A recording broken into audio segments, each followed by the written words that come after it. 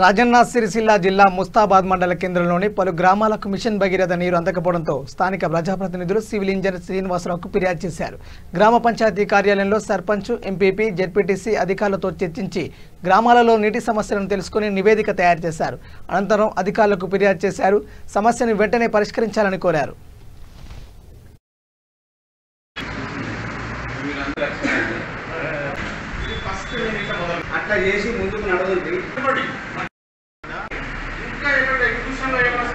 తాగాలనే సదుద్దేశంతో గౌరవ ముఖ్యమంత్రి గారు ఈ స్కీమ్ చేపట్టారు. దాదాపు 4 ఏళ్ళు మేమందరము స్థానిక నాయకుల సహకారంతో, ప్రజాప్రతినిధుల సహకారంతో మేము ఈ స్టేజ్ తీసుకొచ్చాము. అయినా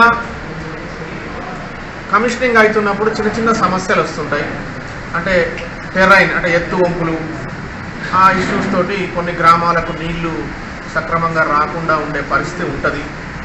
గౌరవ ముఖ్యమంత్రి గారు దేశంలోనే ఎక్కడ లేని విధంగా మిషన్ భగీరథ అనే ఒక గొప్ప పథకాన్ని ప్రారంభించి ఇంటింటికి శుద్ధి చేసిన జలాలను, మంచి నీరును అందియాలనేది ఒక దృఢ సంకల్పంతో ఇవాళ చేస్తున్న ఒక గొప్ప కార్యక్రమం.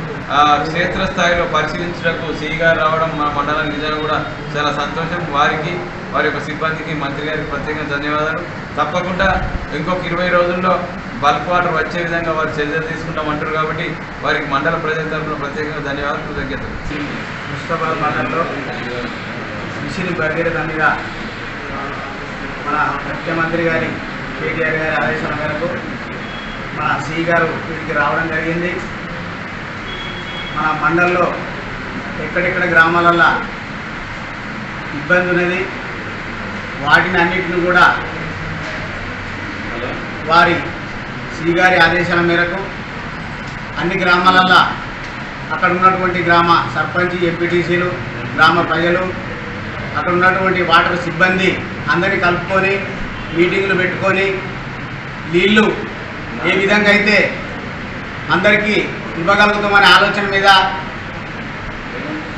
డిపార్ట్మెంట్ వారు దాన్ని శ్రద్ధతోని చేయాలి. చాలా రోజుల నుంచి కూడా అందరి దృష్టి కూడా నీళ్లు రావాలనే ఆలోచన ఉన్నది.